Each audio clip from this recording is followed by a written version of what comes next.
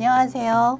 서울 창업허브와 함께하는 조직진단 전문가가 바라보는 팀빌딩의 중요성 5차시 강의를 시작하도록 하겠습니다. 저는 스타트업의 조직문화 및 팀빌딩 강의를 하고 있는 블루오빗의 이지숙입니다. 총 6차시 강의가 벌써 5차시까지 왔어요. 3분의 2 정도 진행을 했는데요. 우리 1차시에 스타트업의 문화와 조직 문화의 특징과 리더십에 관해서 알아보았고요. 두 번째, 세 번째 시간에는 스타트업의 사업화 단계별 팀빌딩의 특징에 대해서 알아보았습니다. 그럼 지난 시간에는 업무 효율을 높이기 위한 커뮤니케이션으로 조직도 각각의 특징이 있다는 것을 말씀드렸는데요. 4차시 잠깐 요약하고 5차시로 넘어가도록 하겠습니다. 4차시에서는 업무 스타일별 커뮤니케이션으로 첫 번째, 업무에 따라서 필요한 역량은 각자 다르다라는 건데요.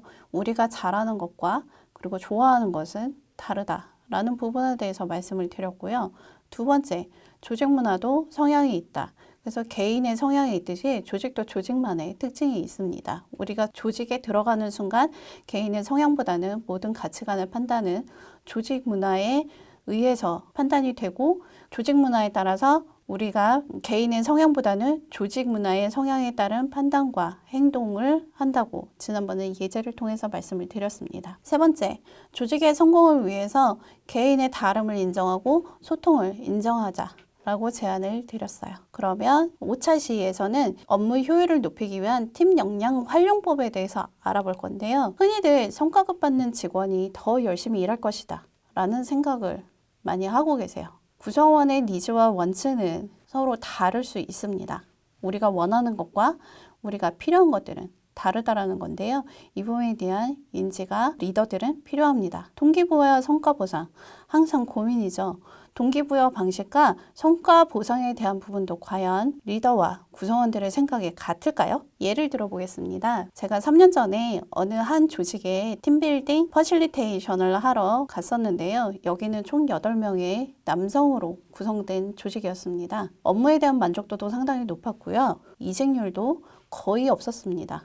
제일 막내가 입사한 지 7년 차였어요. 만약에 회사를 그만둔다고 하면 식구들이 말릴 정도로 성과 보상에 대한 부분도 굉장히 높았습니다. 대표님이 저에게 요구하신 것은 우리 팀원들이 열심히 일을 하고 있기 때문에 무언가를 하나를 더 해주고 싶다 라는 부분이었어요. 이 대표님은 조직원들을 굉장히 많이 사랑을 하셨고요. 이 직원들을 위해서 일주일에 한 번씩 운동이 부족하니 족구대회를 매주 열고 있었습니다. 제가 팀빌딩을 진행을 하면서 놀라운 사실을 하나를 알았는데요. 여기 이 직원들은 모두 운동을 싫어하는 것이었습니다. 대표가 원하기 때문에 어쩔 수 없이 월요일 아침마다 족구를 진행을 했었는데요.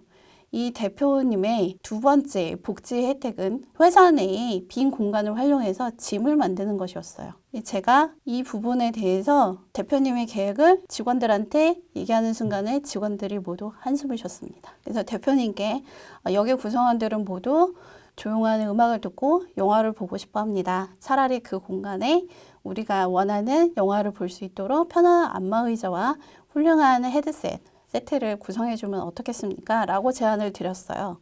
대표님도 깜짝 놀라시면서 당신이 직원들을 위해서 했던 그동안 그 월요일날 아침에 족구도 그만두셨고요. 직원들의 성과 만족도라던가 회사에 대한 만족도도 굉장히 높아졌습니다. 바로 이런 부분들이 조직원과 리더의 생각이 다르다. 니즈와 원치가 다르다는 부분을 알 수 있는 건데요. 여기에 한 논문이 있습니다. 댄 에일리얼 교수가 발표를 한 거고요. 성과급 받은 직원이 더 열심히 일을 한다라는 것은 리더의 착각이다라는 가설을 두고 실제로 실험을 했습니다. 총 그룹은 3개로 구성이 된 거예요. $30의 현금을 받는 그룹과 피자로 즉시 보상을 받는 그룹, 그리고 칭찬을 받는 그룹, 이렇게 3개로 나누어졌을 때 경영진은 $30의 현금을 받기로 한 그룹의 생산성이 가장 높을 것으로 예상을 했죠. 예상은 빗나갔습니다. 피자를 받기로 한 그룹의 생산성이 가장 높았어요. 평소보다 6.7% 향상이 됐죠. 그 다음은 칭찬받기로 한 그룹으로 생산성은 6.6% 높아졌습니다. 피자를 받는 그룹이 첫날에서는 가장 생산성이 높았다고 합니다. 그래서 경영진은 현금이나 피자가 나름대로 보상이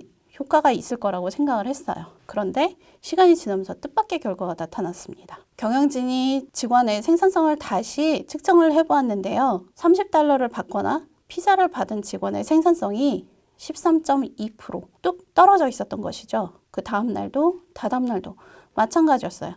5주 동안 직원들을 계속 관찰한 결과 현금과 피자를 받은 그룹의 생산성은 오히려 역효과를 낸 것입니다. 이러한 실험 결과를 봤을 때 우리는 직원의 니즈와 원치를 정확하게 파악하지 않으면 구성원들의 각각의 욕구를 채워줄 수 없고 오히려 이런 부분들이 과도한 스트레스를 발생함으로써 스트레스 행동을 유발한다는 것을 알 수 있습니다. 그러면 동기부여는 과연 어떻게 해야 되는 걸까요? 하버드 비즈니스 2016년도에 가치를 구성하는 핵심 요소들 참고자료를 보시면 동기부여는 머슬러의 욕구 5단계를 조금 더 구체적으로 우리가 활용하기 좋게 각각의 지표에 대해서 표시를 해두었습니다. 크게 사회적 영향과 생활 변화적 부분, 감정적인 부분, 기능적인 부분 이렇게 나눌 수 있는데요.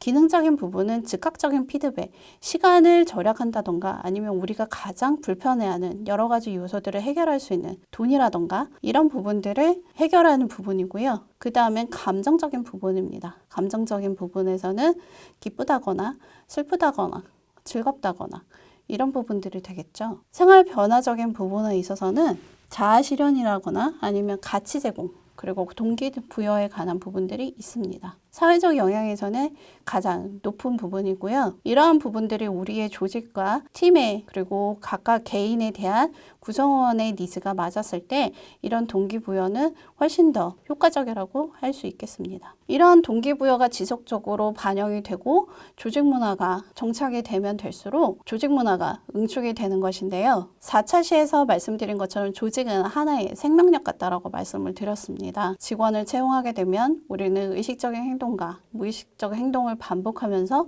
조직의 문화는 지속적으로 시스템으로 안착이 될 것이며 이러한 조직 문화들을 점차적으로 응축이 되면서 조직 문화를 받아들이지 못하는 직원은 퇴사를 하게 되고 여기에 잘 적응하는 직원들은 더욱더 협업관계와 협력이 되면서 자기만의 특성을 나타냅니다. 그것이 좋은 방향이든 나쁜 방향이든요. 팀 역량 활용을 위해서 우리가 또 하나 고려해야 될 것은 바로 일과 소통에 대한 방식입니다. 크게 우리는 사람 중심과 일 중심 그리고 직접적인 소통과 간접적인 소통으로 나눌 수 있는데요. 사람 중심의 그 일에 대한 소통 방식에서는 어떠한 일을 결정을 할 때 사람이 우선적으로 진행이 됩니다. 관계지향적이고요. 이 부분은 우리가 조직 문화에서 관계지향적인 부분과 맞닿아 있습니다. 일 중심에 대한 부분은 어떤 업무를 시행하는 데 있어서 그 업무의 성과 여부에 관한 부분이고요. 이 부분은 우리가 혁신에 대한 부분 그리고 성과에 대한 부분과 맞닿아 있습니다. 여기에 별표와 동그라미가 있는데요.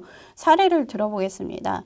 두 분이 실제로 동업을 같이 하려고 진행을 했었는데요. 이 별표에 있는 분은 일 중심에 굉장히 객관적이고 직관적이며 직설적인 대화를 하시는 분이고요. 동그라미는 사람 관계 지향 중심에 굉장히 소극적인 내성적인 대화를 진행하시는 분이셨어요. 이 동그라미에 계신 분이 별표에 계신 분에게 업무에 관해서 좀 섭섭한 부분이 있었습니다. 근데 굉장히 고민을 했어요. 저한테 별표랑 굉장히 잘 지내고 싶은데 내 속 얘기를 하면 관계가 틀어지고 사이가 안 좋아질까 봐 굉장히 고민을 많이 하셨어요. 반면 별표에 계신 분은 그러한 부분들은 업무 관계에 있어서 특별히 큰 문제가 되지 않고 우리의 목적을 달성하는 데 있어서 얼마든지 이런 의견들은 받아들일 수 있다는 그러한 관점을 가지고 계셨습니다. 그래서 동그라미에 계신 분에게 직접적으로 섭섭한 부분과 어떤 부분을 요하는지 요청사항에 대해서 직접적으로 별표와 얘기를 나누어 보라고 했습니다. 동그라미는 한 일주일간 끙끙 앓은 것 같아요. 그리고 나서 일주일 뒤에 저한테 문자가 왔습니다. 별표에게 코치님이 얘기하신 것처럼 그렇게 섭섭한 부분과 나의 기대치 그리고 요청사항에 대해서 말씀을 드렸어요. 그리고 별표는 그 부분에 대해서 아직은 내가 조연할 부분이 아니어서 기다리고 있었다라는 응답을 들었고 별표는 당신이 일 진행하는 동안 소외하거나 인정받지 못한 부분에 대한 섭섭함을 직접적인 대화를 통해서 해결할 수가 있었습니다. 그래서 두 분의 프로젝트는 안정적으로 잘 끝났어요. 이런 부분들이 우리가 일과 소통에 대한 방식, 그리고 우리가 서로 다르다는 것을 인정하지 않으면 결코 일어날 수 없는 부분들이죠. 즉 우리는 니즈하고 원츠가 두 개가 다 잘 맞아 들어갔을 때 일의 성과뿐만이 아니라 개인의 스트레스도 해소가 되고요. 이런 부분들이 바로 조직과 나의 개인의 성향이 다른 그러한 부조화적인 부분들을 같이 일치화시킬 수 있는 과정이라고 생각합니다. 5차시 요약하겠습니다. 업무 효율을 높이기 위한 팀 커뮤니케이션입니다. 첫 번째, 성과급보다는 동기부여. 매슬로의 5단계에 활용하는 각각의 동기부여에 대한 가치 피라미드를 참조해 주시기 바랍니다. 두 번째, 니즈와 원츠가 다르며 이럴 경우 스트레스가 발생할 수 있습니다. 세 번째, 조직 문화는 유기적이며 의식적, 무의식적 반복을 통해서 우리의 조직 문화의 특성을 형성합니다. 이상으로 5차시는 모두 마치고요. 6차시 가장 중요한 변화와 갈등에 관한 부분에 대해서 알아보도록 하겠습니다. 강의 들어주셔서 감사합니다.